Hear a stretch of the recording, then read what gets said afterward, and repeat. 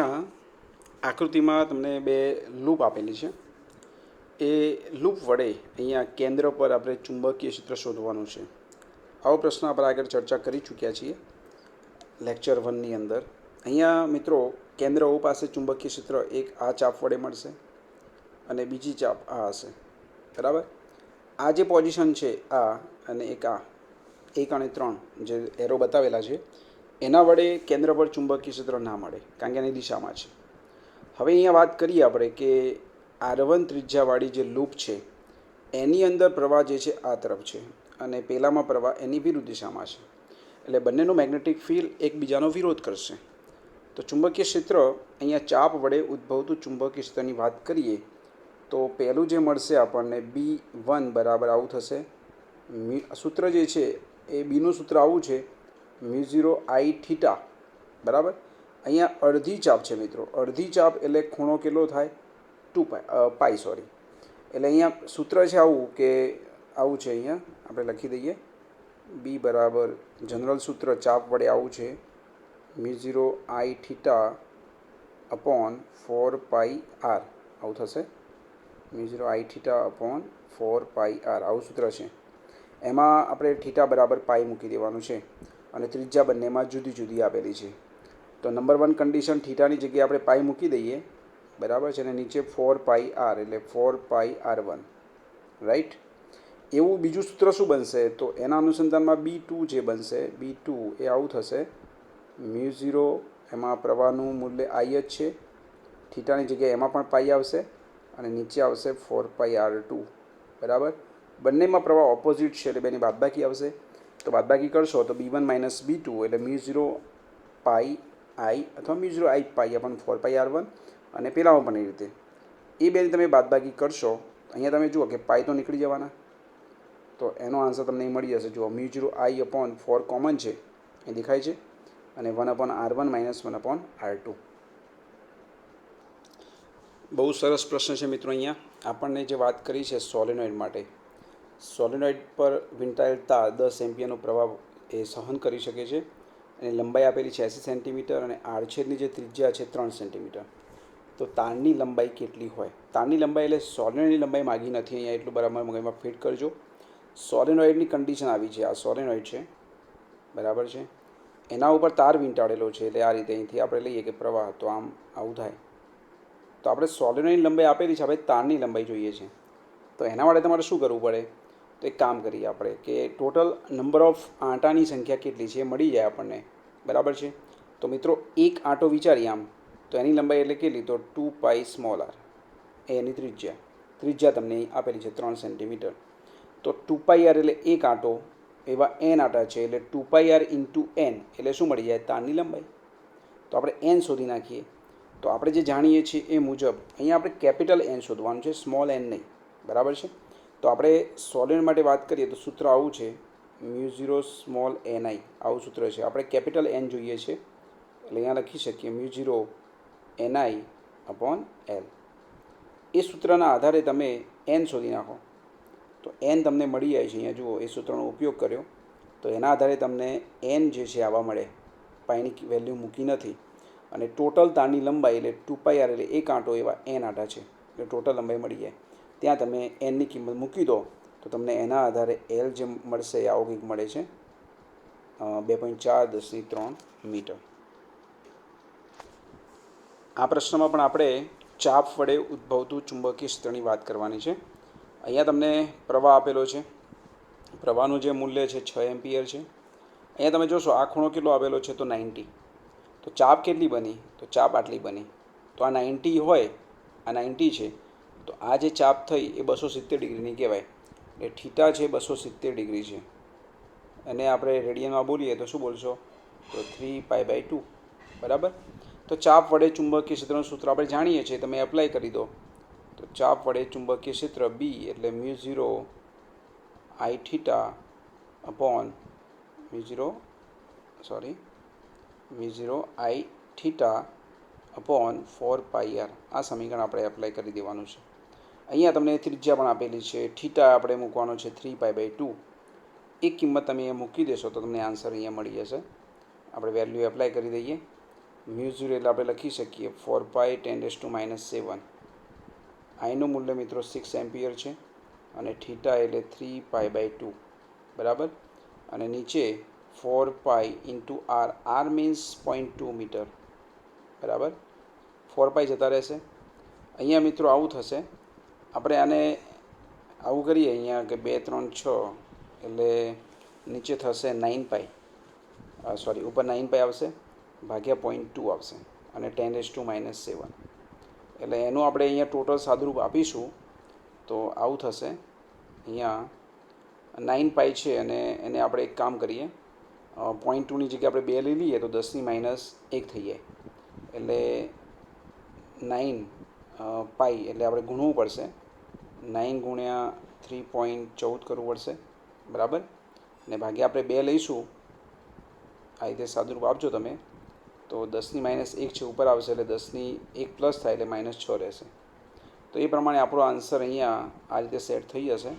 એ 14.1 જેવું આવશે. 10⁻6 એટલે 1.41 10⁻5 ટેસ્લા એવો આન્સર અહીંયા થશે. એમ્પિયરના નિયમની જ્યારે આપણે વાત કરી ત્યારે આપણે આની સ્પષ્ટતા કરી હતી. જેમ ગાઉસના નિયમમાં ઇમ્પોર્ટન્ટ છે એમ એમ્પિયરના નિયમમાં પણ એટલું જ ઇમ્પોર્ટન્ટ છે. અહીંયા મિત્રો તમે જોશો તો તમને જે અહીંયા આ એક આપણે લૂપ વિચારીએ તો એની અંદર જે તમને ટોટલ 6 પ્રવાહ આપેલા છે એમાં એક પ્રવાહ એવો છે કે 12 છે, નંબર 6. તો આપણે જ્યારે B ઇન્ટુ DL જ્યારે એમ્પિયરનો નિયમ એપ્લાય કરીએ છીએ, સંકલન અહીંયા B ઇન્ટુ DL બરાબર આપણે લઈએ છીએ μ0 સિગ્મા આઈ, આવો આપણે જ્યારે લેતા હોઈએ તો એમાં આઈનો જે છે આપણે સરવાળો કરવાનો, પણ એમાં આપણે આઈ એ જ લેવાના કે જે લૂપની અંદર હોય. જેમ આપણે ગાઉસના નિયમમાં વીજભારની વાત કરતા હતા તો નંબર 6 જે છે એને આપણે અંદર ઇન્ક્લુડ નહીં કરીએ. તો સિગ્મા આઈ તરીકે કોણ આવશે તો I1 plus I2 plus I3 plus I4 plus I5. તો અહીંયા તમે જોશો એમાં એવું છે કે 1 2 અને 3 એમાં તમે ડોટ છે એટલે એક શું બતાવે છે 12 આવે છે અને આ બે ક્રોસ છે એટલે કે એ ક્યાં જાય તો એ અંદર જશે.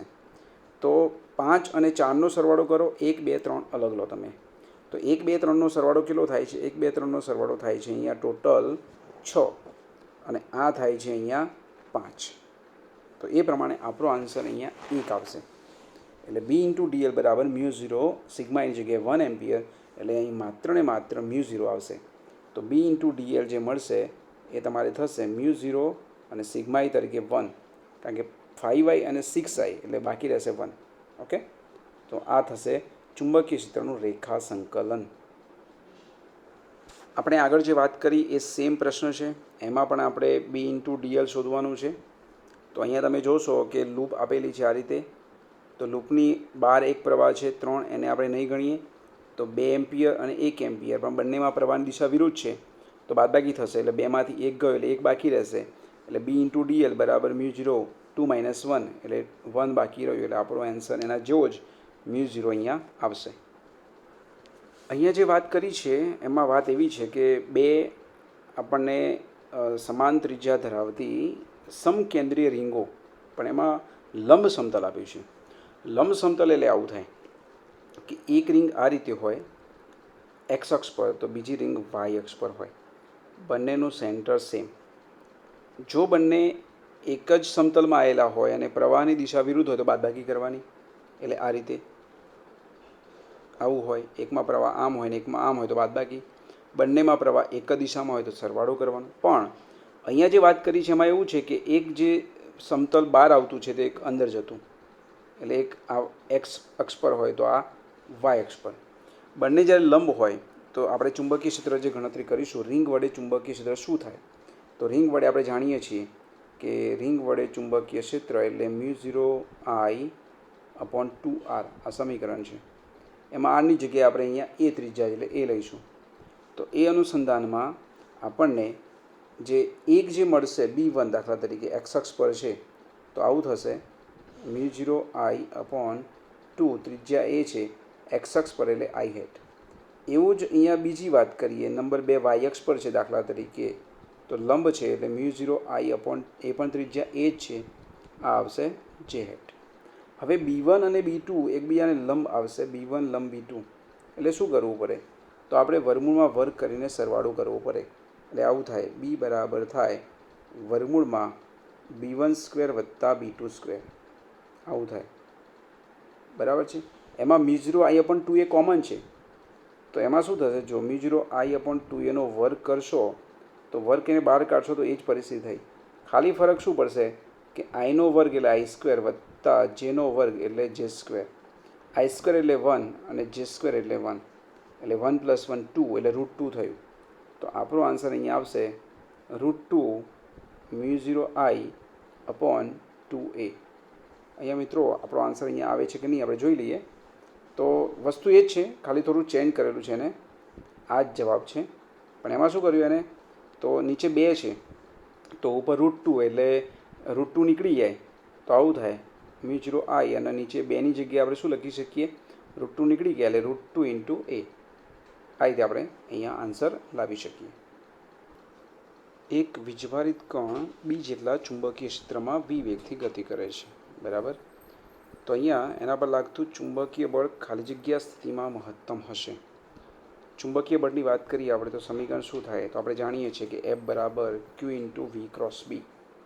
હવે F મહત્તમ થવા માટે V અને B, તો અહીંયા મિત્રો V × B આવે છે. V × B હોવાના કારણે આવું છે V × B. ઓકે.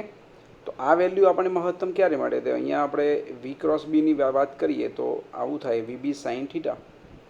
તો અહીંયા થીટાની વેલ્યુ 90 હોય તો જ અહીંયા આપણને આ વસ્તુ મેક્સિમમ મળશે.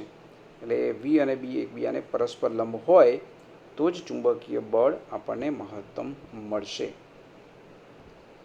જ્યારે વીજભારિત કણ ચુંબકીય ક્ષેત્રમાં ગતિ કરે છે ત્યારે તેની ગતિ ઉર્જા શું થાય એમ વાત કરે છે. આપણે જાણીએ છીએ કે વીજભારિત કણ જ્યારે ચુંબકીય ક્ષેત્રમાં ગતિ કરતો હોય તો એ ગતિ વર્તુળાકાર હોય. બરાબર. વર્તુળાકાર ગતિ થાય એનો મતલબ એમ થયો કે થતું કાર્ય કેટલું? 0. હવે કાર્ય ઉર્જા પ્રમેય મુજબ W = Δk, એટલે વર્તુળા ગતિ કરે છે એટલે Δk 0 થયો, મતલબમાં ગતિ ઉર્જા બદલાતી નથી. ગતિ ઉર્જામાં થતો ફેરફાર 0 છે, એટલે ગતિ ઉર્જા કેવી કહેવાય? તો ગતિ ઉર્જા અચળ કહેવાય.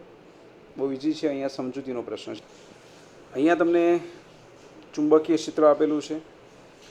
બરાબર. એની અંદર આપણે ઇલેક્ટ્રોનની ગતિ પણ આપેલી છે, ઝડપ પણ આપેલી છે. તો મહત્તમ ચુંબકીય બળ તમે શોધો.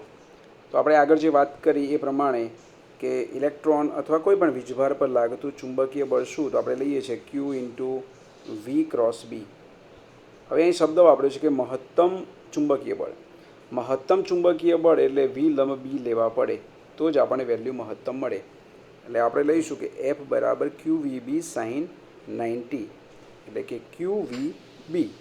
એની અંદર આપણે Q તરીકે શું લઈશું? તો Q તરીકે ઇલેક્ટ્રોન લઈશું, V અને B.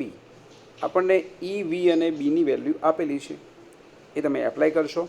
E એટલે ઇલેક્ટ્રોનનો વીજભાર છે, V અને B લખેલું છે. તો એ પ્રમાણે આપણો આન્સર 3.2 × 10 - 19 ન્યૂટન થશે. આગળનો પ્રશ્ન પણ એ રીતે જ છે, પણ એમાં દિશાનું મહત્ત્વ છે. એમાં કંઈક આ રીતે વાત કરેલી છે. જુઓ, આપણને એક પ્રોટોન માટે એની ઝડપ આપી છે પણ x અક્ષ પર છે, અને એમાં ચુંબકીય ક્ષેત્ર એ y અક્ષ પર છે. તો ચુંબકીય બળ શોધો. તો સમીકરણ આપણે એ જ વાપરવાનું છે કે Q × V × B. પણ આપણે ધ્યાન આપીશું કે V × B કરી રહ્યા છે આપણે. V તો એ છે 10I અને B એટલે છે 5J. હવે આપણે જાણીએ છીએ એ પ્રમાણે I × J કરીએ તો I × J નો મતલબ થાય K. બરાબર. તો એ પ્રમાણે 10 × 5 એટલે 50, પણ એકમ આવશે K. એટલે એ F જે આવશે એ કઈ દિશામાં આવશે? તો એ F આવશે Z અક્ષ પર. જો અહીંયા J ક્રોસ આવ્યો તો -K આવતું, તો આપણે લેતા ઋણ Z. પણ અહીંયા આપણે ધન Z દિશામાં ચુંબકીય બળ આવશે. અહીંયા આપણને એક તાર માટે વાત કરી છે. એક તાર પર આપણે એની લંબાઈ આપેલી છે. બરાબર. એના અનુસંધાનમાં એની અંદર વહેતો પ્રવાહ આપેલો છે. ઓકે. અને એની અંદર આપણને ખૂણો પણ આપેલો છે. એના પર લાગતું જે બળ છે 1000 ન્યૂટન છે. તો આપણે શોધવાનું છે એના પર લાગતું ચુંબકીય બળ. તો તાર પર લાગતું ચુંબકીય બળની વાત કરીએ તો સમીકરણ થાય F = IL × B. રાઈટ. એટલે આપણે લખી શકીએ અહીંયા કે IL × B છે એટલે ILB sin θ, અને θ તરીકે વેલ્યુ છે 30 ડિગ્રી. બરાબર. અહીંયા આપણે વેલ્યુ મૂકીશું. એમાં આપણે sin 30 એટલે 1/2 થાય, તો આપણે આવું પણ લખી શકીએ, આ એફ બરાબર આઈ એલ બી બાય 2. તો એમાં તમે બીને કરતાં બનાવશો તો આવું થશે 2f upon IL, right. 2f upon IL થશે. એમાં તમે બધી કિંમતો મૂકી દો એટલે જવાબ તમને મળી જશે 2f બરાબર. અહીંયા હું ગણતરી કરતો નથી, બરાબર છે. તમે જાતે ટેલી કરશો તો જે ચુંબકીય ક્ષેત્ર છે એ 100 ટેસ્લા તમને પ્રાપ્ત થશે. પ્રશ્ન સિમ્પલ છે પણ ગણતરી થોડી અલગ રીતે છે, એટલે કદાચ અહીં તો જવાબ શૂન્ય આવી જાય છે, પણ કદાચ એ પ્રશ્ન થોડો લેન્ધી પણ બની શકે. અહીંયા વાત કરી છે કે વીજભાર પર લાગતું ચુંબકીય બળ. પણ પ્રોબ્લેમ એ છે કે અહીંયા કે આપણને વીનું જે મૂલ્ય આપેલું છે એ વીનું મૂલ્ય આપણને એક્સ અને વાય બંને પર છે, એમ બીનું મૂલ્ય પણ બંને પર છે. તો એના પર લાગતું ચુંબકીય બળ શોધો. તો ચુંબકીય બળનું સમીકરણ એટલે આપણે જાણીએ છીએ એમ પ્રમાણે એફ બરાબર ક્યુ ઇન્ટુ વી ક્રોસ બી. હવે અહીંયા વી અને બી એક જ દિશામાં હોય તો સીધો ગુણાકાર થઈ જાય, પણ અહીંયા આપણે ક્રોસ ગુણાકાર એટલે આપણે જાણીએ છીએ 11 સાયન્સમાં કે વી ક્રોસ બી એટલે નિશ્ચાયક લેવું પડે. પણ નિશ્ચાયકમાં થયું શું કે એક લાઇનમાં જે આવે છે 2i હેડ 3j હેડ અને બીજામાં પણ એ જ છે, એટલે બે હાર ઇક્વલ થતી હોય તો એનો ગુણાકાર હંમેશા 0 આવે, એટલે આપણો આન્સર 0. પણ આ બંને જો ઇક્વલ ન થતું હોત તો આપણે અહીંયા કેલ્ક્યુલેશન થોડું લાંબુ થઈ જતું. આ પ્રશ્ન પણ એમાં એવો જ છે, પણ એમાં આપણે થોડુંક ચેન્જ કરેલું છે કે એક વીજભાર છે, એક વીજભારિત કણ જે પ્રોટોનની વાત કરી છે અહીંયા, અને એના પર 2 ટેસ્લાનું ચુંબકીય ક્ષેત્ર છે. એની એ પ્રોટોનની ઝડપ પણ તમને આપેલી છે, પ્રોટોનનું દળ પણ આપેલું છે, એનો વીજભાર આપેલો છે. તો એ પ્રોટોનનો પ્રવેગ કેટલો હશે? હવે પ્રોટોન જ્યારે ચુંબકીય ક્ષેત્રમાં ગતિ કરતો હોય તો આપણે જે જાણીએ છીએ એ પ્રમાણે વારંવાર પ્રશ્નો આવી ગયા કે આ સમીકરણ મુજબ એટલે એફ બરાબર ક્યુ ઇન્ટુ વી ક્રોસ બી પરથી આપણે ગણતરી કરી શકીએ. તો અહીંયા ક્યુ વી ક્રોસ બી એટલે ક્યુ વી બી આપણે લઈ લઈશું, અને આપણે જે શોધવાની વાત કરી છે પ્રવેગની વાત કરી, એટલે એફ બરાબર શું કહી શકો તમે? એફ બરાબર એમ એ. તો એમાં તમે એને કરતાં બનાવશો તો શું થશે? તો Q means E V B by દળ. ક્લિયર? તો આના આધારે તમે એ પ્રોટોનનો પ્રવેગ ગણી શકો, ચુંબકીય ક્ષેત્રમાં ગતિ કરતા પ્રોટોનનો વીજભાર. અહીંયા આપણે માગ્યું છે લોરેન્ઝ બળ. લોરેન્ઝ બળ એટલે શું? લોરેન્ઝ બળ એટલે વિદ્યુત ચુંબકીય બળ. પ્રોટોન માટે એની ઝડપ, એનું વિદ્યુત ક્ષેત્ર, ચુંબકીય ક્ષેત્ર આપેલું છે. લોરેન્ઝ બળનો બીજો મતલબ છે વિદ્યુત ચુંબકીય બળ. તો વિદ્યુત ચુંબકીય બળ એટલે શું? તો પ્રોટોન અથવા ઇલેક્ટ્રોન, એ પ્રોટોનની વાત છે, તો એના પર લાગતું વિદ્યુત બળ વત્તા ચુંબકીય બળ, એ બેનો સરવાળો કરીએ તો આપણે લોરેન્ઝ બળ મળે, બરાબર છે. તો એ સમીકરણ આપણે તારવેલું છે સીધું, એફ બરાબર ક્યુ ઈ થાય અને F of B Q into V cross B. તો એ અનુસંધાનમાં ક્યુ કોમન આવે છે અને અહીંયા સૂત્ર બને છે ઈ પ્લસ વી ક્રોસ બી, આવું અહીંયા થાય છે. એ બધી વેલ્યુ આપણે અહીંયા મૂકતી જવાની એટલે આપણને લોરેન્ઝ બળ મળી જશે. અહીંયા જુઓ કે ક્યુ આપણને આપેલા છે, ક્યુની વેલ્યુ મૂકી દીધી. ઈ, તો ઈની વેલ્યુ છે અહીંયા 10 કે હેટ, રાઈટ. અને વી ક્રોસ બી, વી ક્રોસ બી એટલે અહીંયા વી તમને આપેલો છે 10 આઈ હેટ, બરાબર છે, અને જે આપણને બી આપેલું છે એ 5 જે હેટ. તો અહીંયા આપણે લઈશું કે અહીંયા ભૂલ છે થોડી, આ જે હેટ નથી 5 જે હેટ છે, એટલે આઈ ક્રોસ જે કરીએ તો કે થાય 10 ગુણ્યા 5 એટલે 50 કે હેટ, બરાબર છે. અને અહીંયા પાછું ઈ એટલે 10 કે હેટ હતું, એટલે 10 કે હેટ વત્તા 50 કે હેટ એટલે કેટલું થયું? 60 કે હેટ, બરાબર છે. એટલે 60 ગુણ્યા આપણે 1.6 કરીશું અને અહીંયા 10⁻19 અને દિશા આવશે કઈ? ઝેડ અક્ષ. તો 60 ગુણ્યા 1.6 કરીશું તો જવાબ થશે 96. 96 ગુણ્યા 10⁻19 કે હેટ, એટલે લોરેન્ઝ બળ આવશે ઝેડ અક્ષ પર. જુઓ મિત્રો, અહીંયા આપણે ગણતરી આવશે, જે આપણે આગળ આન્સર 0 આવતો હતો એવું અહીંયા નહીં થાય. આપણને ચુંબકીય ક્ષેત્ર આપી દીધું છે, બરાબર, અને એની અંદર ઝડપ આપી દીધી છે. તો આપણને પ્રોટોનનો પ્રવેગ જોઈએ છે, અથવા એના પર લાગતું અહીંયા બળ પણ કહી શકીએ. તમને એ માગ્યું છે શું જોઈ લઈએ આપણે. અહીંયા આપણે બળ શોધી અને પછી પ્રવેગ શોધેલો છે, એટલે શોધવાનું છે આપણે પ્રવેગ. ઓકે, તો પહેલાં આપણે બળ શોધી નાખીએ. તો આપણે જે જાણીએ છીએ એ પ્રમાણે પ્રોટોન પર લાગતું ચુંબકીય બળ એટલે બરાબર ક્યુ ઇન્ટુ વી ક્રોસ બી. હવે થયું શું કે બંને દિશામાં છે, એટલે શું થશે? વી ક્રોસ બી, તો વી ક્રોસ બી એટલે વી અને આ બી. તો આપણે નિશ્ચાયક લઈશું. તો જુઓ, પહેલી હારમાં આઈ જે કે અને બીજામાં 3 અને 2 છે, ત્રીજું નથી એટલે 0. અહીંયા 2 અને 3 છે, બરાબર છે, પણ એમાં જે અને કે છે એટલે એક્સ પર નથી એટલે એક્સ પર 0 મૂકી દીધું અને આ 2 3. હવે એમાં ચોકડી ગુણાકાર કરીશું આપણે. ચોકડી ગુણાકાર આપણને આવડે છે જ્યારે આપણે આઈની વાત કરતા હોઈએ. જુઓ એફ, તો આપણે આઈની વાત કરતા હોઈએ તો 2 અને 3 એટલે 3 દુ 6 માઇનસ 0 ગુણ્યા 2, બરાબર છે, એટલે 0. આ આવશે આઈ હેટ. બીજાની જ્યારે વાત કરતા હોઈએ ત્યારે આવું આવશે, પણ એમાં આપણે જ્યારે પ્લસ લઈએ તો ઉલટું કરવાનું છે કે 0 0 3 3 એટલે 0 -9 આવું થશે. 0 -9 જે હેટ. ત્રીજા માટે વાત કરીશું કે તો 3 દુ 6 -2 ગુણ્યા 0 એટલે 6 -0 કે હેટ, બરાબર. એટલે આવું થશે એફ બરાબર 6 આઈ હેટ -9 જે હેટ પ્લસ 6 કે હેટ. આવી ગયું મિત્રો. જુઓ, તો એ તમને જે મળ્યું એ શું મળ્યું, તો એ આપણે બળ મળ્યું. હવે આપણે શું કરવાનું, તો એફ બરાબર એમ એ મૂકી દેવાનું અને આપણે એને કરતાં બનાવી દેવાના અને એમ જે છે નીચે આવશે. એનું દળ તમને આપેલું છે, અહીં તમે જોશો તો એમ તરીકે કેટલા લીધા છે, તો દળ તમને ઉપર લખેલું છે. જુઓ, એનો જે વિશિષ્ટ વીજભાર છે એને આપણે દળ તરીકે અહીંયા લીધેલો છે. તો એ ગણતરીમાં આપણે વિશિષ્ટ વીજભાર એટલે આપણે ક્યુ બાય એમની વેલ્યુ મૂકવાની છે. વિશિષ્ટ વીજભારની વેલ્યુ એટલે ક્યુ બાય એમ. તો ક્યુ બાય એમની વેલ્યુ સીધી અહીંયા આ મૂકી દીધી છે. ક્યુ અને એમ નથી લેવાના, વિશિષ્ટ વીજભાર એટલે ક્યુ બાય એમ તરીકે આપણે લઈશું. તો એનો જવાબ તમારે સીધો આમાં રાખવાનો છે. અહીંયા 2 કોમન લીધેલા છે એટલે એ પ્રમાણે આપણો આન્સર અહીંયા આ રીતે થશે, બરાબર છે. એની આપણે ગણતરી કરીશું. સોરી, 3 કોમન લીધા છે એટલે 3 કોમન કાઢે એટલે અહીંયા 2, અહીંયા 3 અને અહીંયા 2 અહીં દેખાય છે. ઓકે મિત્રો. સ્થિર ઇલેક્ટ્રોન પર પ્રબળ ચુંબકીય ક્ષેત્ર લાગુ પાડતા શું થાય? તો ઇલેક્ટ્રોન જ્યારે સ્થિર હોય તો આપણે ચુંબકીય બળની જો વાતો કરીએ તો ચુંબકીય બળ એટલે કે આપણે સમીકરણ જે જાણીએ છીએ એ મુજબ એફ બરાબર ક્યુ ઇન્ટુ વી ક્રોસ બી.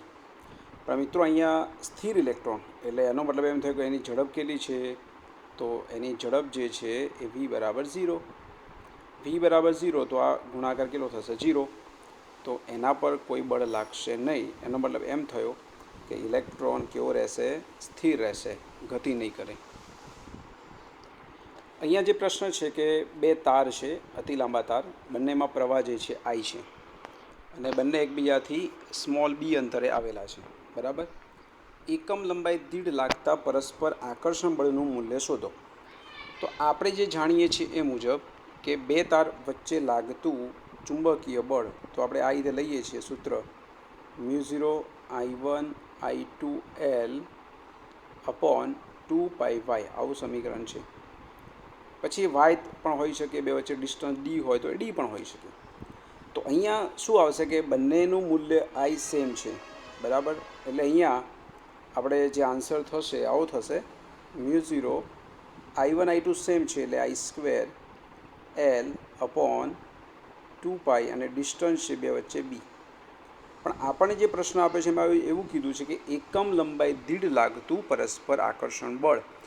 એકમ લંબાઈ દીઠ બળ એટલે આપણે શું શોધવાનું છે? F upon L. તો આ એલ જે છે એ આ બાજુ લાવીશું તો છેદમાં જશે. તો સૂત્ર બન્યું આપણું μ0 I² અપોન 2 પાઈ બી, બરાબર છે. આને કહેવાય એકમ લંબાઈ દીઠ લાગતું બળ. અહીંયા જુઓ તો આન્સર મળી જાય છે આપણને, બરાબર. આપણે અંતરની જગ્યાએ આપણે બી લખવાનું છે. અહીંયા મેથેમેટિકલ ગણતરી છે કે કોઈ ક્યુ વીજભાર એમ દળ ધરાવતો હોય અને એ ચુંબકીય ક્ષેત્રમાં આર ત્રિજ્યાના વર્તુળાકાર માર્ગે ગતિ કરતો હોય તો એની અંદર આપણે ત્રિજ્યાની વાત કરી છે કે ત્રિજ્યામાં શું થશે. તો આપણે જે જાણીએ છીએ એ મુજબ ત્રિજ્યાનું સમીકરણ શું થાય? તો ત્રિજ્યા સાયક્લોટ્રોન જે આપણે ભણ્યા ત્યારે આવી ચર્ચા કરી છે કે આર બરાબર થાય mv બાય ક્યુબી, બરાબર. એમાં ફેરફાર શું કરવાનો છે? એક તો આપણે કીધી ઇલેક્ટ્રોનની ઝડપ બમણી કરો તો ઝડપ ઉપર છે અને ચુંબકીય ક્ષેત્રનું મૂલ્ય અડધું કરો એટલે બી નીચે છે. એટલે પરિસ્થિતિ એવી થઈ કે વીની જગ્યાએ તમે 2v કરશો એટલે નવી જે ત્રિજ્યા બનશે R dash M as it. વીની જગ્યાએ આપણે 2v કરવાનું છે નીચે ક્યુ અને બીની જગ્યાએ આપણે b/2 કરવાનું છે. તો 2 ઉપર આવશે એટલે 4 થયા, એટલે 4 વખત mv/qb. એનું mv/qb શું કહેવાય? તો એ પ્રારંભિક ત્રિજ્યા કહેવાય. તો અહીંયા જે ત્રિજ્યા જે છે એ 4 ગણી થશે એવું આપણે અહીંયા કહી શકીએ. મિત્રો, આ પ્રશ્નમાં આપણે સીધું અહીંયા આવર્તકાળનું સમીકરણ એપ્લાય કરવાનું છે.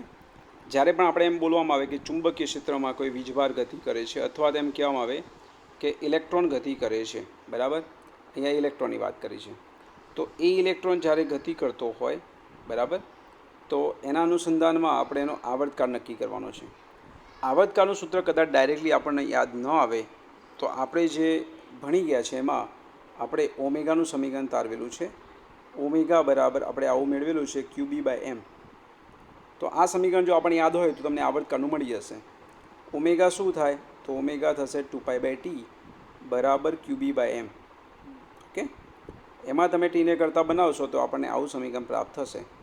એમાં બધું જ તમને આપેલું છે, એનું દળ આપેલું છે, ક્યુ આપેલો છે અને ચુંબકીય ક્ષેત્ર આપેલું છે. માત્ર ચુંબકીય ક્ષેત્ર આપી દીધું હોય ને તો પણ ચાલી જાય.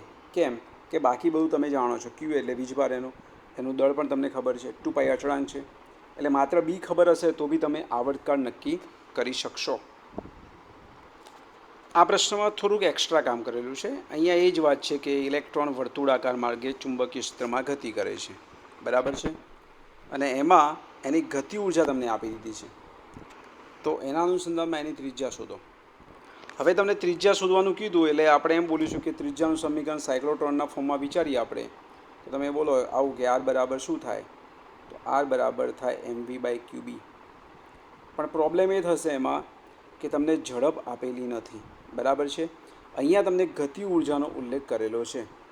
તો ગતિ ઉર્જા પરથી તમારે k બરાબર 1/2 mv² પરથી કામ કરવું પડે. પણ એના માટે એક બીજી પદ્ધતિ તમને શીખવાડો. સીધું આપણે વાત કરવી છે તો ગતિ ઉર્જા શું કહેવાય? તો આ સમીકરણ જે છે આરનું, એમાં તમે વીને કરતાં બનાવી દો. વીને કરતાં બનાવશો શું બનશે અહીંયા? તો QBr/m થશે, બરાબર છે. હવે તમે ગતિ ઉર્જાનું સમીકરણ લો. ગતિ ઉર્જા શું કહેવાય? તો 1/2 mv². આપણે આર શોધવાનો છે તો આપણે શું કરીશું? અહીંયા v²ની કિંમત એપ્લાય કરી દઈએ. તો 1/2 mv² એટલે આનો વર્ગ થશે. ઉપર આપ્યું છે એ પ્રમાણે q² b² r² બાય નીચે આવશે 2m છે એટલે 4m² એવું થશે ને. અહીંયા વીની જગ્યાએ અહીંયા એનો વર્ગ છે એટલે 4m², રાઈટ. હવે એનું તમે સાદરૂપ આપો અને આપણે કોને કરતાં બનાવવાના છે? તો આપણે જે કરતાં બનાવવાના છે એ આપણે ત્રિજ્યાને કરતાં બનાવવાના છે, બરાબર છે. સોરી, અહીંયા મિત્રો 2 નથી, અહીંયા ભૂલ કરી છે. આ 2 નથી એટલે આવું થશે. સોરી, અહીંયા નીચે m² જ આવશે.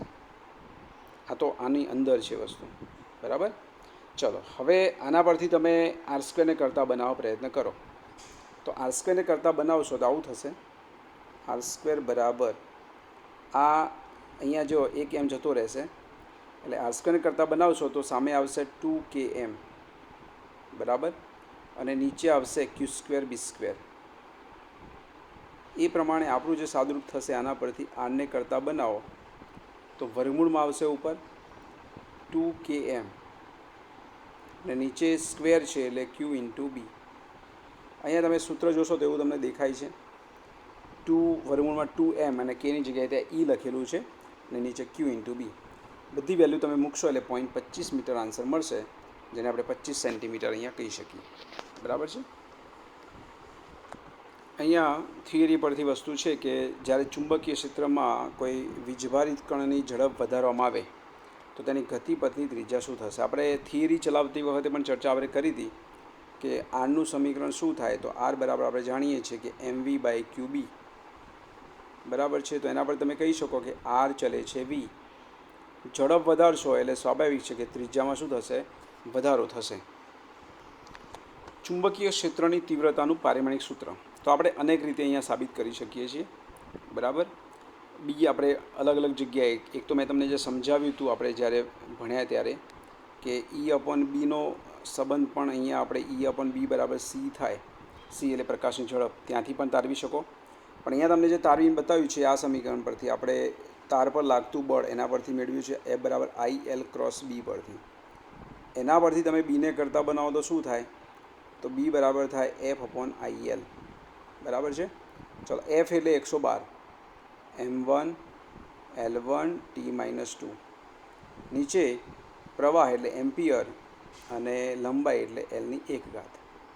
તો Lની 1 ઘાત રિમૂવ થશે તો આપણો અહીંયા જે આન્સર આવશે એ Mની 1 ઘાત Lની 1 પણ નહીં Tની -2 થશે. એ નીચે છે ઉપર જશે એટલે Aની -1. Aની -1 જુઓ અહીંયા એ લખ્યું છે M1 M એટલે એકલો છે M1 L નથી લખેલું L0 T-2 અને A-1. બહુ સરસ પ્રશ્ન છે. ગુજકેટમાં પણ પૂછાયેલો છે અને નીટમાં પણ પૂછાયેલો છે. L મીટર લંબાઈનો એક તાર આપેલો છે આપણને. એમાંથી આપણે I પ્રવાહ વહન પામે છે. એને વર્તુળાકાર વાળી દઈએ તો ચુંબકીય ડાયપોલ મોમેન્ટનું મૂલ્ય શું થાય? વર્તુળાકાર વાળો એટલે ચુંબકીય ડાયપોલ મોમેન્ટ એટલે ગૂંચળા માટે તો NIA, પણ એક આંટો છે એટલે IA આપણે કહી શકીએ આ સમીકરણ. તો એમાં આપણે કામ શું કરવું પડશે? જવાબ Lના સ્વરૂપમાં છે. તો અહીંયા પરિસ્થિતિ એવી છે કે આપણને તાર આપ્યો તો L લંબાઈનો તાર. બરાબર છે. એને આપણે શું કર્યું તો આપણે રિંગ બનાવી દીધી. રિંગ બનાવી જેની ત્રિજ્યા દાખલા કે સ્મોલ r છે. તો સમગ્ર લંબાઈ ટોટલ L હતી એમાંથી તમે રિંગ બનાવી એટલે રિંગની લંબાઈ એટલે શું બોલાય? તો તમે બોલશો 2πr. તો એના પર તમે આરનું એલમાં કન્વર્ટ કરી શકશો. હવે જુઓ ગૂંચળા માટે આપણે ડાયપોલ મોમેન્ટ બોલીએ તો ડાયપોલ મોમેન્ટ એમ અથવા મ્યુ વડે દર્શાવીએ છીએ. ગૂંચળું છે એટલે એક આંટો છે એટલે I × A. તો એના અનુસંધાનમાં આવું થશે I × ક્ષેત્રફળ એટલે πr². બરાબર છે. વર્તુળ એમાં તમે આરની જગ્યાએ શું મૂકશો? તો આરને કરતાં બનાવો અહીંયાથી તો L/2π થાય. તો ડાયપોલ મોમેન્ટ થશે જુઓ I × π અને r² કરતાં બનાવો તો આના પરથી આ સમીકરણ પરથી r બરાબર L/2π થાય.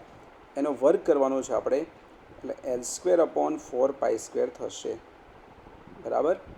તો એના અનુસંધાનમાં 1π જતો રહ્યો એટલે શું આવ્યો આન્સર?